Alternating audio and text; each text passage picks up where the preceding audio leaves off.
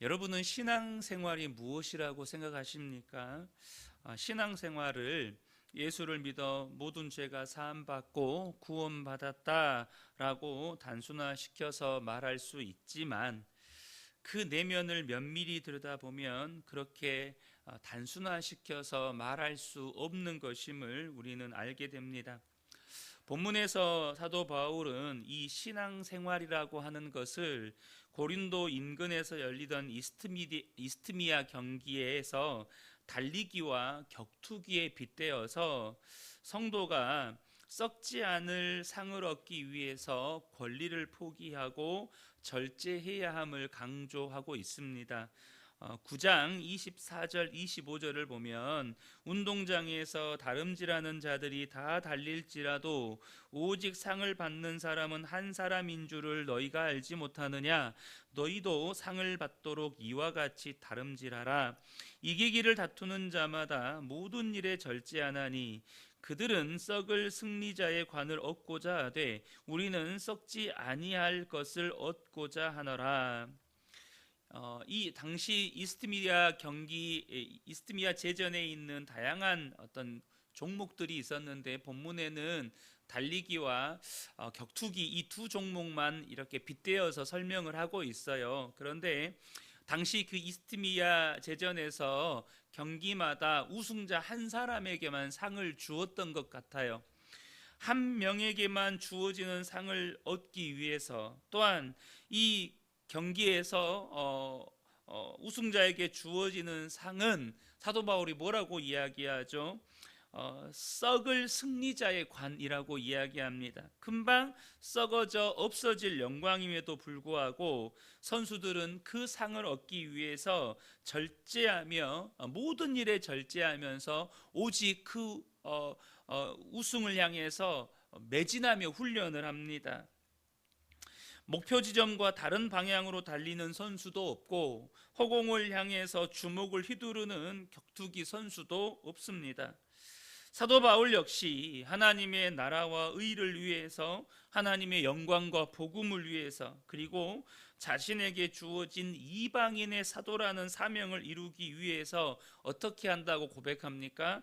자신의 몸을 쳐서 복종시켰다라고 고백을 해요. 27절을 보면 내가 내 몸을 쳐 복종하게 함은 내가 남에게 전파한 후에 자신이 도리어 버림을 당할까 두려워함이로라 라고 고백하죠. 자신의 권리를 다 쓰지 않고 온갖 욕망을 주님의 뜻에 굴복시켰다는 것입니다. 여러분, 여기서 우리가 한 가지 생각해 봐야 할 것은 운동선수가 상을 얻기 위해서 모든 일에 절제하는 것은 선택일까요? 필수일까요? 운동선수가 올림픽 선수가 됐든 지금 월드컵 기간인데 월드컵에 참여하는 우리 축구 국가대표 선수들 월드컵에서 16강에 오르고 이걸 떠나서 우리나라에 있는 수많은 축구 선수들이 국가대표가 되기 위해서 모든 일에 절제하는 건 선택일까요? 필수일까요? 여러분, 그건 필수입니다. 정말로 필수예요. 특별히 사람마다 체질이 다르잖아요. 지금 영국의 프리미어 리그에 진출해 있는 황희찬 선수는 조금만 먹어도 이렇게 살이 찌는 체질이래요. 그렇게 많은 운동을 하지만 조금만 먹어도 살이 찌는 체질이다 보니까 엄청나게 식단 관리를 하더라고요. 그래서 정말로 딱 자기에게 맞는 음식으로 고칼로리 음식 말고 정말 자기 몸에 맞는 식단으로 관리해서 철저하게 자기 몸을 관리하는 거예요. 여러분, 이 절제는 선택의 문제가 아니라는 것입니다. 신앙생활도 마찬가지입니다.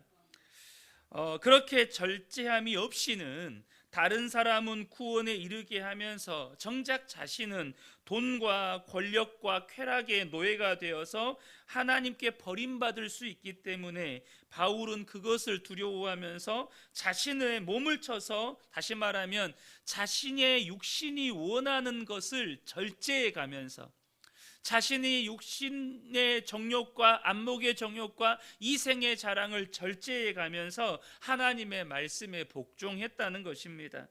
여러분 꼭 기억하셔야 합니다. 십자가가 없는 십자가의 증인은 없습니다.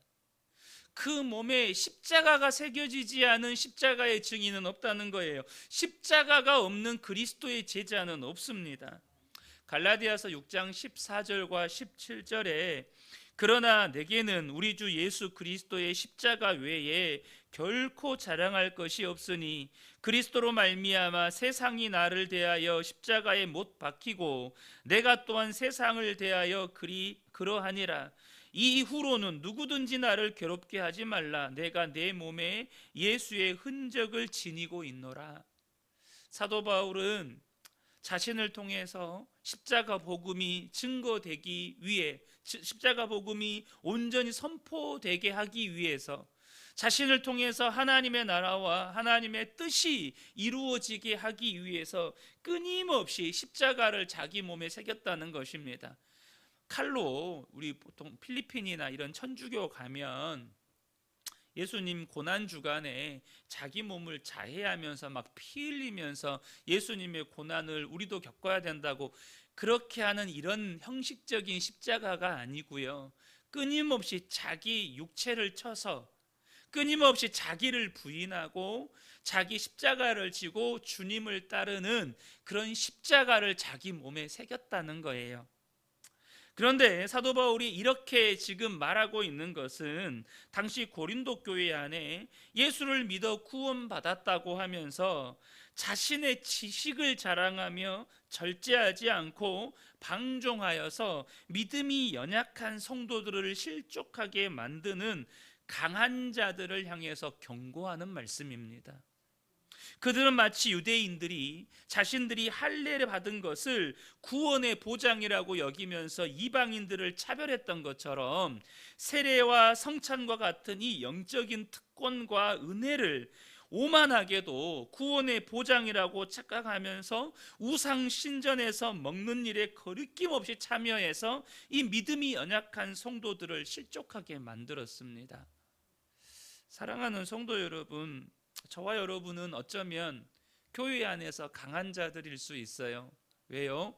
우리는 예수 믿은 지 오래된 사람들이거든요. 우리는 예수님에 관한 지식들이 많은 사람들이거든요.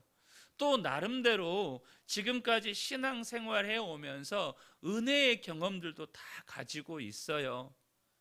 그런데 그것이 마치 구원의 보장인 것처럼 만약 우리가 절제하지 못하고 방종하여 행하고 있다면 그것이 또 다른 믿음이 연약한 성도들을 실족하게 만드는 이 고린도 교회 교인들의 모습일 수 있다는 것입니다. 특별히 고린도 교회 안에 강한 자들이라고 사도 바울이 표현하고 있는 그런 사람들일 수 있다는 거예요. 특별히 본문에서 사도 바울은 광야 이스라엘 백성들의 이야기를 합니다. 광야 이스라엘 백성들은 엄청난 기적을 통해서 출애굽의 감격을 경험했습니다. 그들은 하나님의 전적인 은혜로 사망의 권세 아래서 구원받은 거예요. 고린도 교회 교인들처럼 그들도 홍해를 건너는 사건을 통해서 세례를 받았고 광야에서는 만나를 통해서 하나님과 식탁 교제에 참여했으며 시내산에서는 십계명을 받음으로 하나님의 백성으로서 언약을 맺었습니다. 하지만 그런 은혜와 감격을 경험하고도 어떻게 했어요? 광야에서 우상 숭배를 했고 모압 여인들과 음행을 저질렀고 하나님을 원망하다가 그에 상응하는 심판을 받고 멸망을 당합니다. 본문에서도 사도 바울이 이야기해요. 출애굽한 이스라엘 백성들 대부분이 절제하지 못하고 방종하여서 결국 약속의 땅에 이르지 못하고 멸망을 받았다는 거예요. 그런데 왜 성경은 하나님께서 이스라엘 백성들을 그 놀라운 은혜와 기사와 표적을 행하여 구원해 놓고도 그 이스라엘 백성들이 광야에서 멸망당했던 그 사건을 그대로 정말로 하나도 가감 없이 있는 그대로 기록하고 있을까요?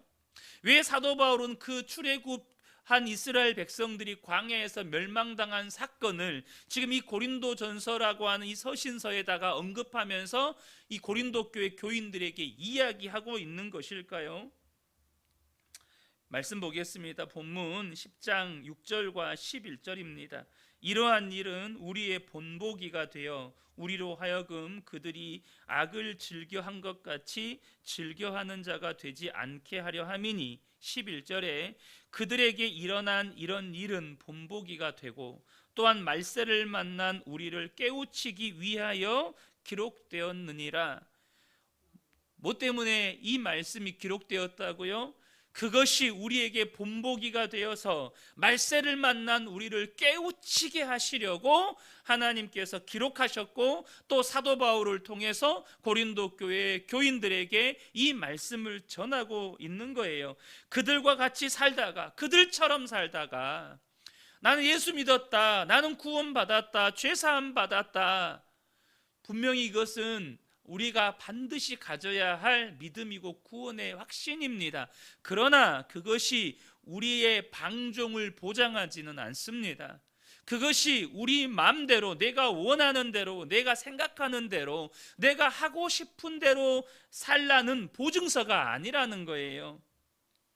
그들과 같이 살다가 그들과 같이 구원을 잃고 멸망당하는 일이 없도록 우리에게 본보기가 되게 하시려고 사도 바울은 지금 성경에 기록된 출애굽 사건을 고린도 교회 성도들에게 이야기하고 있는 것입니다. 고린도 교회 교인들은 이 고린도 전서에 기록된 사도 바울의 글을 읽고 어떻게 해야 돼요? 이스라엘 백성들의 그 광야에서의 실패와 멸망을 거울로 삼아서 자신들이 지금 얼마나 위태로운 신앙의 경계 위에 있는지 살피고 돌아보아야 한다는 것입니다. 사랑하는 성도 여러분, 이것은 우리에게도 거울이 됩니다. 여러분, 저는 계속해서 저는 정말로 그렇게 믿어요. 하나님께서 우리 교회를 향해서 말씀하신다.